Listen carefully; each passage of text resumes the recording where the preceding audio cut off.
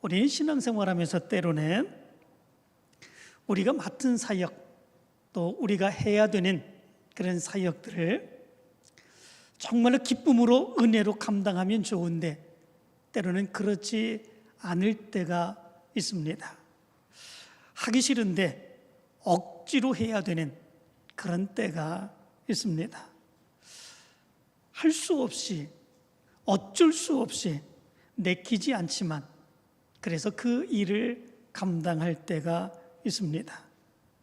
그럴 때는 그 일을 감당하면서도 기분이 좋지 않습니다. 때로는 하나님 앞에 죄스러운 그런 마음이 들 때도 있습니다.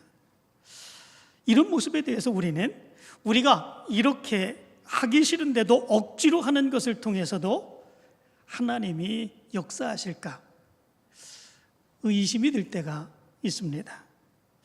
또한 내가 맡은 사역을 그만두어야 되나 고민할 때도 있습니다. 그러나 우리가 사역을 감당할 때에 정말 기쁨으로, 은혜로, 감사로 그 사역을 감당한다면 얼마나 좋겠습니까? 우리가 그렇게 사역을 감당할 수 있어야 되죠. 그러나 억지로 내키지 않는 마음이어도 우리에게 맡겨주신 사역을 우리는 감당할 수 있어야 됩니다. 왜냐하면 그 사역은 하나님의 역사를 위하여 하나님께서 나에게 맡겨주신 귀한 일이기 때문에 그렇습니다. 하나님은 그 일을 통해서 하나님의 역사를 이루어가기를 원하시는 하나님의 뜻이 있기 때문에 그렇습니다. 그렇기에 우리는 때로 억지로지만 또 내키지 않지만 우리가 그 사역을 감당할 때가 있어야 됩니다. 오늘 성경 요나서의 말씀을 통해서 우리는 그런 사실을 분명하게 깨달을 수 있게 됩니다. 요나서의 말씀 가운데 보면 하나님이 요나를 부르시고 그 요나에게 사역을 맡겨주시죠. 너는 일어나 저 큰 성읍 니느웨로 가서 그것을 향하여 외치라. 그 악독이 내 앞에 상달되었음이니라 말씀합니다. 그러나 요나는 그 사역을 감당하기를 원하지 않는 그런 모습들이 있게 되죠. 니느웨는 그 당시에 이스라엘 땅에서 약 800km나 떨어진 엄청난 먼 거리에 있기도 했습니다. 뿐만 아니라 당시 아시리아의 수도가 니느웨인데 그 니느웨는 이스라엘 백성들과 원수의 적대적인 감정을 가지고 있는 그런 나라였기 때문에 그렇습니다. 그렇기에 차라리 이 니느웨를 하나님께서 멸망시켜버리고 심판하시는 것, 그것이 요나에게 있어서는 더 원하고 바라는 그런 일이었기 때문에 그렇습니다. 그래서 요나는 하나님의 낯을 피하여 도망을 가게 되는 그런 모습들이 있게 되지요. 니느웨와 정반대의 지역인 다시스라고 하는 곳으로 도망을 하게 됩니다. 도망하는 중에 하나님께서 바다에 큰 풍랑을 일으키게 되지요. 요나는 배 밑으로 내려가 잠을 자고 있었는데 그를 깨워서 너의 신에게 기도하라 얘기를 하게 됩니다. 그러나 그럼에도 불구하고 엄청난 풍랑으로 인하여 배가 파손될 위기에 처하게 되는 그런 모습들이 있게 되지요. 그 모습이 누구의 책임인가? 제비를 뽑게 됩니다. 그리고 그 제비 뽑는 가운데 요나가 뽑히게 되죠. 결국은 요나는 바다로 던져지게 되는 그런 모습들이 있게 됩니다. 그러나 그때에 하나님이 큰 물고기를 준비하셔서 이제 물고기 뱃속으로 들어가게 되는 그런 모습들이 있게 됩니다. 요나는 물고기 뱃속에서 3일을 거하게 되는 그런 모습들이 있게 되죠. 그리고 거기에서 하나님 앞에 회개하는 그런 모습들이 있게 됩니다. 회개할 때에 하나님께서는 물고기에게 명령하셔서 육지에 토하게 하시는 그런 모습들이 있게 됩니다. 그리고 하나님은 다시 요나에게 나타나시며 명령하시죠. 일어나 저 큰 성읍 니느웨로 가서 내가 내게 명한 바를 그들에게 선포하라 말씀합니다. 그런데 니느웨는 작은 성읍이 아니었습니다. 아주 큰 성읍이었습니다. 3장 3절의 말씀 가운데 보면 니느웨는 사흘 동안 걸을 만큼 하나님 앞에 큰 성읍이었더라 말씀해주고 있습니다. 니느웨는 그 당시에 성읍의 둘레만 96km에 달하는 그런 큰 성읍이었다고 그럽니다. 그리고 그 성의 두께가 마차 3대가 동시에 달릴 정도로 그렇게 큰 두께를 가지고 있는 성벽을 가지고 있었다고 그럽니다. 그리고 그 성읍의 사람이 요나서 4장 11절의 말씀 가운데 보면 좌우를 분별하지 못하는 자가 12만 명이다.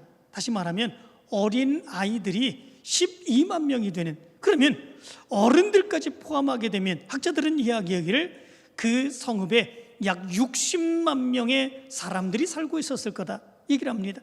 고대 시대 때에 60만 명이라고 그러면 아주 굉장히 많은 사람들이 살고 있는 그런 성읍이라고 볼 수가 있게 되겠지요. 그런데 이 요나는 하나님의 명령을 듣습니다. 그리고 그 성읍에 가서 하나님의 말씀대로 그 말씀을 선포하게 되지요. 40일이 지나면 니느웨가 무너지리라. 사흘길입니다. 3일 동안 돌아다녀야 이 니느웨 성읍을 전체를 다 다닐 수 있는 그런 길입니다. 그런데 요나는 하룻길만 다니면서 그렇게 그 말씀을 선포하게 되는 그런 모습들이 있게 되지요. 내키지 않은 마음입니다. 억지의 마음입니다. 그렇기에 하룻길만 다니면서 40일이 지나면 니느웨가 무너지리라 겨우겨우 전해지는 이런 모습들이 있게 된 것을 보게 됩니다. 요나는 하나님의 첫 번째의 명령을 듣고 그 말씀을 듣기를 싫어합니다. 그리고 다시스로 도망을 하죠. 그러나 하나님이 그를 바닷속에 빠뜨리시고 물고기 뱃속에 들어가게 하실 때에 그는 회개합니다. 회개하면서도 여전히 자기의 마음속에 가지고 있는 그 생각을 버리지 않습니다. 그리고 자기의 마음속에 있는 그 생각대로 억지로 니느웨에 다니면서 하루만 말씀을 전하는 그런 모습들이 있게 됩니다. 하나님의 은혜를 받고 이 니느웨에 있는 사람들이 하나님의 심판을 받지 않는 것, 그것을 요나는 싫어하는 그런 모습들이 있게 된 것을 보게 됩니다. 그렇다면 요나가 이렇게 사역을 감당했는데 기쁨으로 은혜로 그 사역을 감당한 것이 아니라 억지로 어쩔 수 없어서 할 수 없어서 내키지 않은 마음으로 그렇게 하나님의 명령을 준행하는 그런 모습들이 있었는데 그렇게 사역을 감당해도 하나님은 역사하실까? 이런 생각을 해봅니다. 그렇게 억지로 어쩔 수 없어서 내가 하고 싶은 마음이 없는데 그럼에도 불구하고 그 정도로 하는 그런 모습들, 겨우겨우 하루 정도 가서 말씀을 증거하는 그런 모습들이 있는데 하나님은 그럼에도 불구하고 요나를 통해서 하나님의 역사가 일어나게 하실까? 그런데 오늘 성경 말씀 가운데 보면 이 요나가 억지로 그 사역을 감당했음에도 불구하고 하나님의 놀라운 역사가 이 니느웨 성에 나타나게 된 것을 보게 됩니다. 요나의 생각과는 정반대의 모습이 그들 가운데 나타나고 그들이 회개하고 통회하고 하나님 앞에 나오게 되는 이런 역사가 일어나게 되었던 것을 보게 됩니다. 오늘 성경 말씀 가운데 보면 회개의 그 역사를 3가지로 이야기해 주고 있는 것을 보게 됩니다. 첫 번째는 5절과 6절입니다. 5절과 6절이 이렇게 말합니다. 니느웨 사람들이 하나님을 믿고 금식을 선포하고 높고 낮은 자를 막론하고 굵은 비옷을 입은지라 그 일이 니느웨 왕에게 들리매 왕이 보좌에서 일어나 왕복을 벗고 굵은 비옷을 입고 제위에 앉으니라. 이렇게 말합니다. 요나가 억지로 어쩔 수 없이 내키지 않는 마음을 가지고 하룻길을 다니며 말씀을 전했는데 그런데 놀라운 역사가 일어나게 되었죠. 굵은 비옷을 입었습니다. 이 굵은 비옷은 누군가 죽을 때에 입는 그런 옷입니다. 상복이지요. 죽을 수밖에 없는 그런 것이 바로 우리의 모습이다 라고 하는 것을 의미해 주고 있는 거죠. 제 위에 무릎을 꿇고 앉았습니다. 이것은 심판을 받을 수밖에 없는 우리의 모습입니다 라고 하는 것을 고백하는 그런 모습들이지요. 음식을 먹지 아니하고 금식을 하였습니다. 우리는 음식을 먹을 가치조차도 없는 그런 존재입니다 라고 하는 것들을 고백하고 있는 거죠. 그들은 모두 하나님 앞에서 멸망을, 심판을 피할 수밖에 없는 존재들이라고 하는 것을 그들이 회개하고 고백하고 있는 것을 보게 됩니다. 그리고 7절은 이렇게 말합니다. 사람이나 짐승이나를 막론하고 아무것도 입에 대지 말라 선포하게 되는 그런 모습들이 있게 됩니다. 왕과 그 대신들이야 그 모든 사람들이 짐승이나 소떼나 양떼나 아무것도 입에 대지 말고 먹지도 말 것이요 물도 마시지 말라고 그렇게 선포하고 있는 것을 보게 됩니다. 먹고 마실 수 있는 가치조차도 없는 우리들임을 분명하게 고백하고 있게 되지요. 그리고 세 번째는 그들의 삶의 모습을 즉각적으로 바꾸라고 요구하고 있는 것을 보게 됩니다. 8절은 이렇게 말합니다. 사람이든지 짐승이든지 다 굵은 베옷을 입을 것이요 힘써 하나님께 부르짖을 것이며 각기 악한 길과 손으로 행한 강포에서 떠날 것이라. 그들은 회개하며 부르짖었습니다. 하나님 앞에 간절히 간구했습니다. 그리고 그들은 각기 모두 자기가 지은 죄를 회개하고 그들의 삶을 돌이키기를 원했습니다. 그리고 부유한 자들, 권력 있는 자들, 그들이 권력과 힘으로 인하여 다른 사람들을 강취한 그런 모습들, 그 강포를 이제는 완전히 버리고 새로운 삶을 살라고 명령하고 있는 것을 보게 됩니다. 이런 엄청난 역사가 니느웨 사람들에게 일어나게 되었던 것을 보게 됩니다. 이렇게 니느웨 사람들은 왕과 그 사람들 그리고 그 짐승에 이르기까지 모두 요나가 원하지 아니한, 그래서 억지로 말씀을 증거한 그런 모습 가운데에 하나님의 놀라운 능력의 역사가 그들 가운데 나타나게 되고 그들이 회개하고 변화되는 그런 놀라운 역사가 나타나게 되었습니다. 그리고 그들이 원한 것이 무엇이었습니까? 9절의 말씀 가운데 보면 이렇게 말합니다. 하나님이 뜻을 돌이키시고 그 진노를 그치사 우리가 멸망하지 않게 하시리라. 그렇지 않을 줄을 누가 알겠느냐.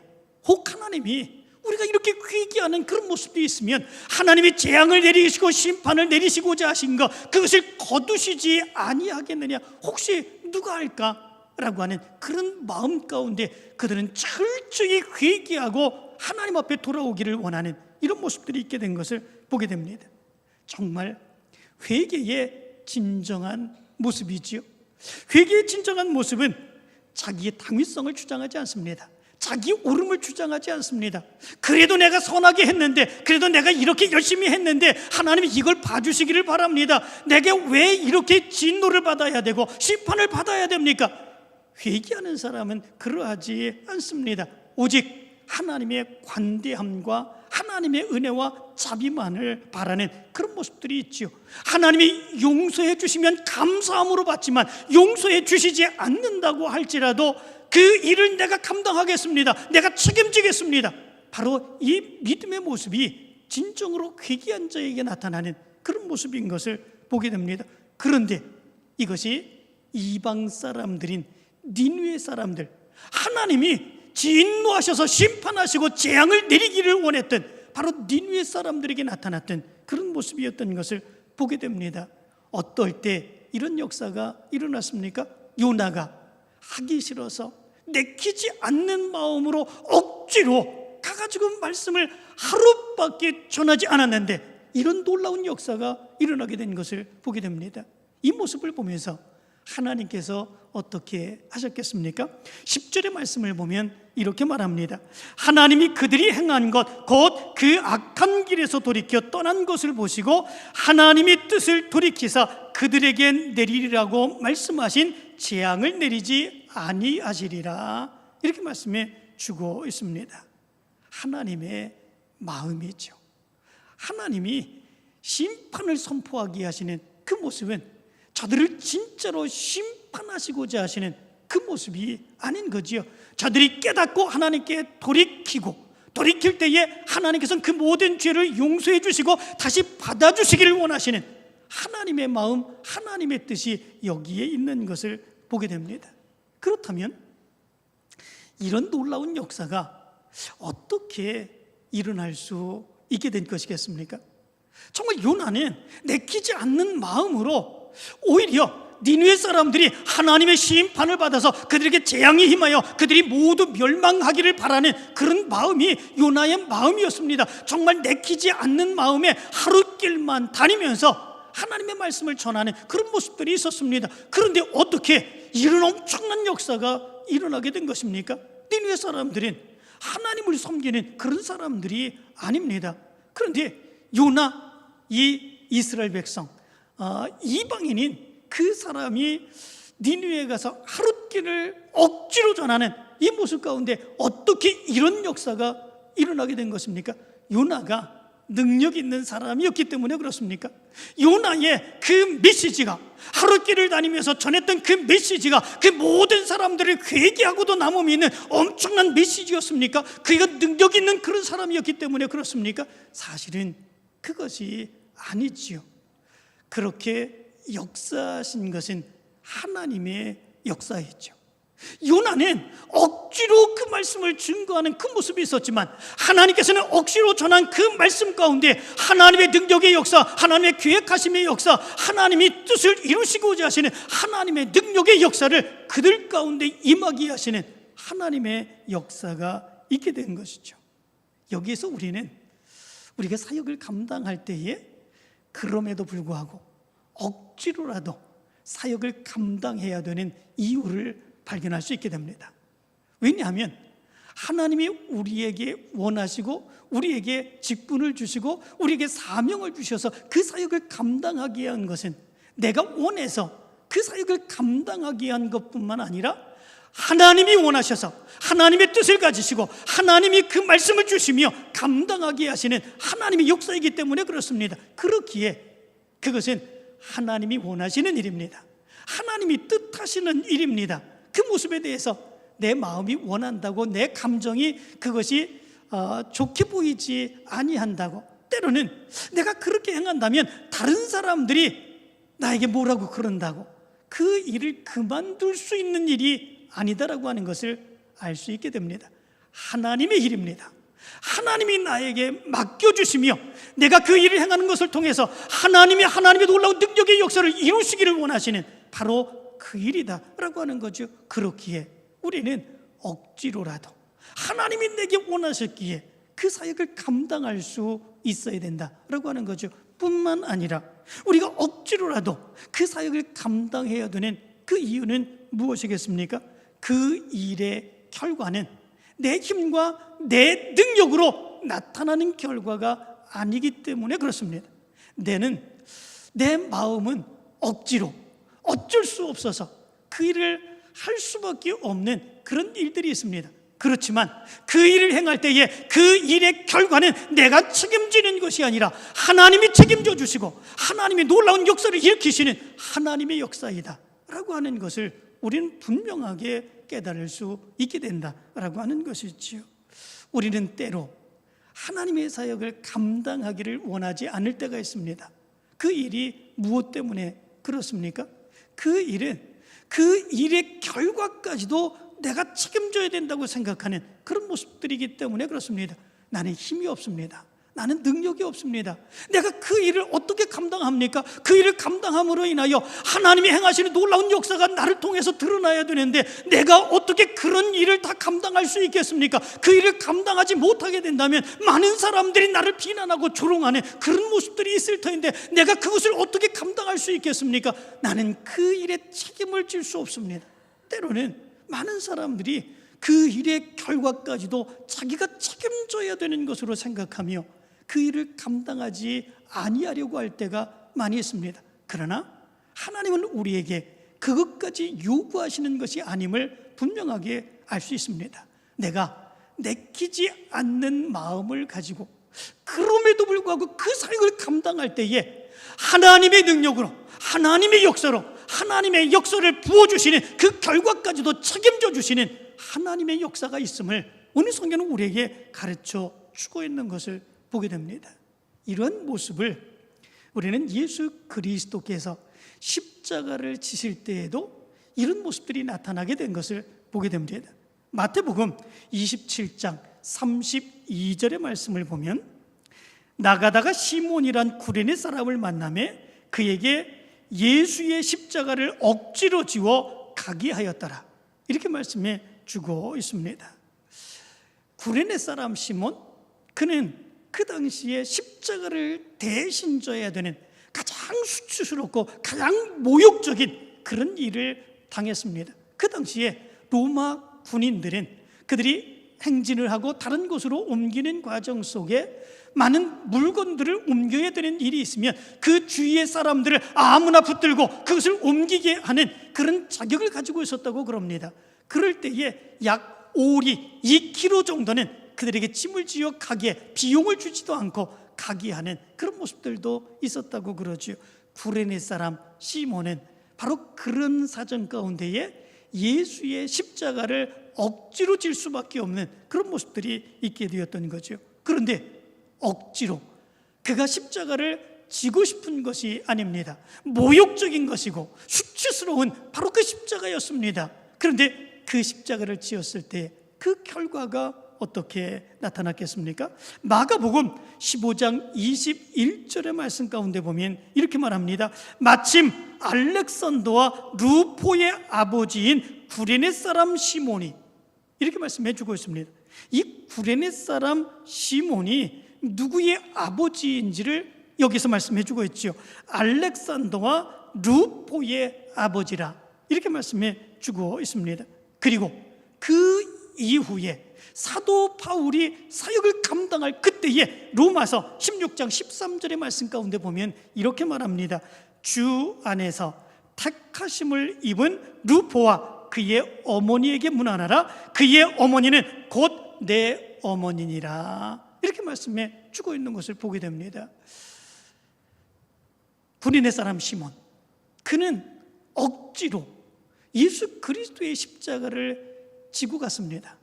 그 수치스럽고 그 모욕적인 십자가를 지는 그 모습이었습니다. 그런데 이 구레네 사람 시몬은 그렇게 억지로 십자가를 지는 가운데 거기에서 예수 그리스도를 만납니다. 이분이 바로 하나님이 보내신 메시아구나, 이분이 바로 우리를 구원하기 위해서 이 십자가를 지시고 가시는 바로 그분이구나 라고 하는 것들을 깨닫게 되는 그런 모습들이 있게 됩니다. 그리고 시몬은 거기에서 예수 그리스도를 믿게 되고 자기만 믿은 것이 아니라 그의 가정, 그의 가족들에게도 예수 그리스도를 증거하여 예수 그리스도를 믿게 하는 놀라운 역사가 나타나게 된 것을 보게 됩니다. 사도 바울이 말씀을 증거할 때에 그의 아들들, 그의 아내는 이미 그들의 이름만 이야기해도 그들이 누구인지, 그들이 예수 그리스도를 어떻게 믿는 사람인지 다 알 정도였고, 사도 바울도 이제 구레네 사람 시몬의 아내가 그렇게 전적으로 협력해 주는 그런 모습 가운데 하나님의 귀한 사역을 감당해 나가는 이런 모습들이 있게 되었던 것을 보게 됩니다.